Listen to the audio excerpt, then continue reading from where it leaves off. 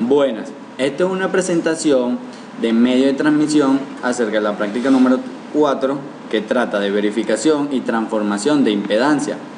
Nuestro grupo está conformado por Sebastián Boscarino, Lady Montilla, Karen Méndez, Alexander Leal y mi persona, Denis Río, la cual le va a dar una breve introducción de la misma. En las comunicaciones, las líneas de transmisión llevan señales telefónicas, datos de computadoras en LAN, señales de televisión en sistemas de televisión por cable y señales de un transmisor a una antena o de una antena a un receptor. Las líneas de transmisión son enlaces importantes en cualquier sistema. Son más que tramos de alambre o cable. Sus características eléctricas son sobresalientes y se deben igualar a las del equipo para obtener comunicaciones adecuadas. Las líneas de transmisión también son circuitos en frecuencias muy altas donde las longitudes de onda son cortas. Las líneas de transmisión actúan como circuitos resonantes y aún como componentes reactivos en VHF, UHF y frecuencias de microondas. La mayor parte de los circuitos sintonizados y filtros se realizan con líneas de transmisión. Esta práctica lleva como objetivo o tiene como objetivo observar el uso y aplicaciones del balún, verificar la impedancia de las líneas bifilares incluidas en el equipo y también transformar la impedancia. Las líneas de transmisión bifilares son aquellas de conductores paralelos. Es una línea de transmisión de cable abierto y se muestra en la figura. Consiste simplemente de dos cables paralelos, espaciados muy cerca y solo separados por el aire. Los espaciadores no conductivos se colocan a intervalos periódicos para apoyarse y mantenerse a la distancia entre la constante de los conductores. La distancia entre los dos conductores generalmente están entre 5 y 15 centímetros. El dieléctrico es simplemente el aire entre y alrededor de los dos conductores en donde se propaga la onda electromagnética. La única ventaja real de este tipo de línea de transmisión es su construcción sencilla, ya que no hay cubierta, las pérdidas por radiación son altas y es susceptible a recoger ruido. Hola, mi nombre es Karen Méndez, continuando con lo que decía mi compañero sobre las líneas de transmisión bifilares. Estas son las desventajas principales de una línea de transmisión de cable abierto, por lo tanto las líneas de transmisión de cable abierto normalmente operan en un modo balanceado. Otro tipo de línea de transmisión de cable bifilar es el cable de cinta. Los cables de cinta son otra forma de línea de transmisión para un conductor paralelo de dos cables, separados por una cinta de polietileno, como lo podemos observar en la figura, y los cables de cinta frecuentemente son utilizados en la TV.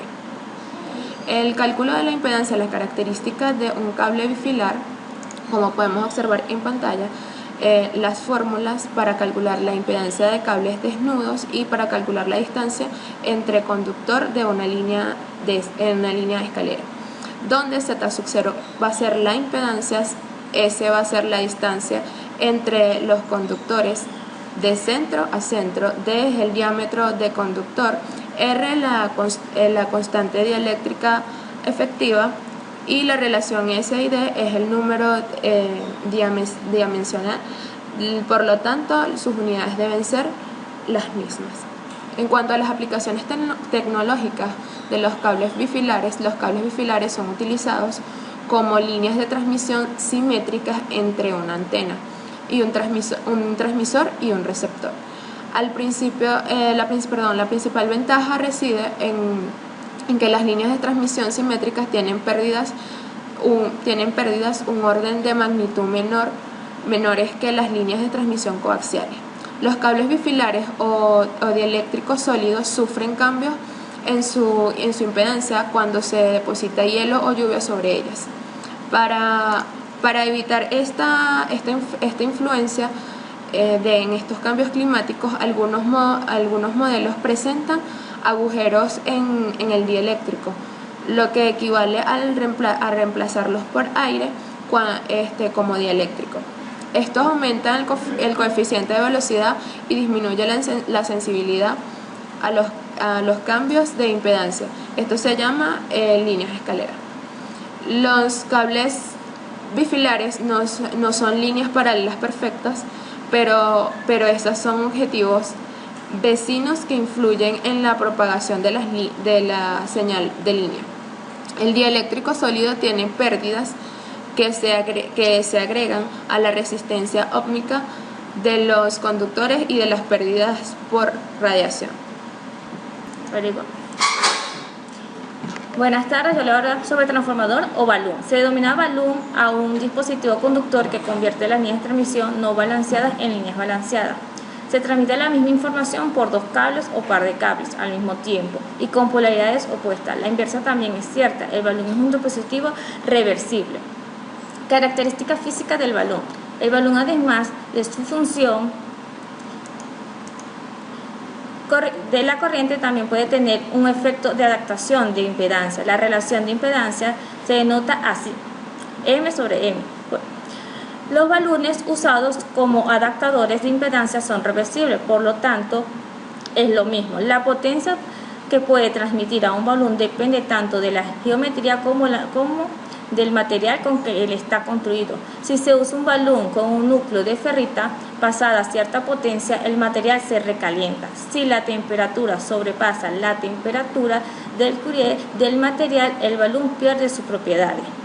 Para evitar estos problemas, algunos balunes se hacen con núcleos de aire. Sin embargo, el precio a pagar a esta potencia igual es preciso construir bobinas demasiado grandes como para ser prácticas. El balún no genera potencia, en cambio todo balún tiene pérdidas, se llama pérdidas de inserción o la atenuación sufrida por la señal a la salida del dispositivo. Una pérdida de inserción típica de balún es de 0,3 decibelios. Tipos de balún. Balón de pastillas huecas. En estos balones se hace pasar un cable coaxial dentro de pastillas huecas de un material ferromagnético, lo que da el balón de relaciones de impedancia. El balón toroidal en estos balones el campo magnético se confirma dentro de un toroide. La ventaja de estos toroides es por su geometría y su material. Configna muy bien en los campos magnéticos, limitando así las pérdidas. Se puede construir balón de diferentes relaciones de impedancia. El balón toroidal es la solución usada en las mayorías de balón comerciales. Balón de cable coaxial. En estos balones la adaptación de impedancia se logra mediante conexión de cables coaxiales cortados a una longitud múltiple de un cuarto de lambda. En estos balones funcionan en un rango muy estrecho de frecuencia, algunas unidades por cierto. Lo que más convierte de hecho también son los filtros. Los balones de cable coaxial son usados sobre todo en cables VHF o UHF, ya que el HF, las longitudes de cables, algunas decenas de metros no serían prácticas. En cambio, en VHS o UFH se usan longitudes de cable entre algunos centímetros y 1 metro de largo. Buenas, ahora mi nombre es Alexander Leal y en este momento les voy a hablar sobre la longitud de onda. La longitud de onda es la distancia real que recorre una perturbación o una onda en un determinado intervalo de tiempo. Ese intervalo de tiempo es transcurrido entre dos máximas consecutivos de algunas propiedades físicas de la onda. En el caso de las ondas electromagnéticas, esas propiedades físicas varían en el tiempo. Puede ser, por ejemplo, su efecto eléctrico o su campo eléctrico, el cual según avanza la onda. Aumenta tu máxima y disminuye hasta anularse, o sea, llegar a cero. Cambia de signo para hacerse negativo, llegando a un mínimo o máximo negativo. Después aumenta hasta el anularse, cambia de signo y hace de nuevo máximo positivo. Esta variación de efecto eléctrico en el tiempo se le representa en un papel, obteniendo crestas y valles. Las crestas son, en este caso, como los armónicos, que más adelante se los explicaré. Y los valles son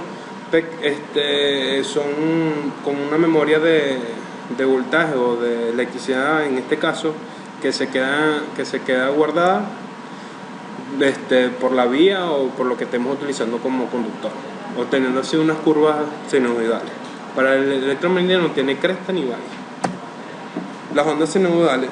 Para el teorema de Fourier, cualquier onda periódica puede ser expresada como la suma ponderada de ondas sinusoidales de la distinta longitud de onda. En otras palabras, cualquier onda periódica, independientemente de su forma, puede ser descompuesta en una serie de ondas senoidales.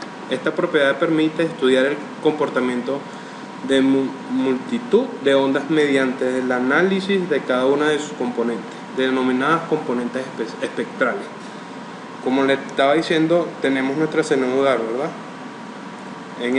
Cuando mientras bailamos la frecuencia o depende de la pérdida o lo que esté sucediendo durante esa conducción, se nos van a formar unas armónicas, o también en ese caso a partir de la armónica unas crestas que se llaman eco. En una senoidal de frecuencia, F va a ser en este caso en nuestro cálculo, F va a ser la frecuencia T del periodo, ¿verdad? Entonces decimos que nuestra longitud de onda va a ser igual a la velocidad de la luz entre la frecuencia, y entonces eso es igual a la velocidad por el periodo. Se calcula y tenemos nuestra longitud de onda. La impedancia característica de salida se calcula por la impedancia de su cero para la línea de las siguientes dimensiones. Teniendo en cuenta que depende del diámetro del cable, vamos a tener una mayor impedancia. Mientras sea menor el diámetro del cable, tenemos una impedancia menor. Entonces decimos que sexto cero va a ser sextazo cero va a ser igual a 276 entre la raíz del dieléctrico del aire por la longitud, 2 veces sobre el dieléctrico entre el inferior. Entonces calculamos y sexto cero en este caso nos da 101,56 ohmios, y entonces la separación entre los conductores va de igual a 33 milímetros diámetros de los conductores de 3 milímetros, y la salida de impedancia va a ser igual a 359,08 ohmios. Bueno, mi nombre es Sebastián Boscarino y continuando con la presentación les voy a hablar lo que pasa con las señales en presencia de ondas estacionarias. Cuando estamos en presencia de ondas estacionarias, estas ondas aparecen en la línea de transmisión para mantener un nivel bajo o nulo para que no perjudiquen las emisiones y los equipos. Pero pocos conocen lo que son estas ondas y cómo se forman, cómo pueden reducir sus efectos y cómo pueden medirse para poder tomar precauciones para eliminarlas, para que un sistema de transmisor funcione correctamente. Toda la energía generada en los circuitos electrónicos debe conducirse a la antena para irradiarse. Para esta finalidad existe un cable que se denomina línea de transmisión, que es la que hace la conexión entre el transmisor y la antena. Ahora les voy a hablar un poco sobre cómo se puede hacer una transformación de impedancia. Tenemos que lambda va a ser 0,66 lambda sub A, pero lambda sub A es la velocidad de la luz, que es 3 por 10 a la 8, esa es la velocidad de la luz en el vacío, y F es la frecuencia.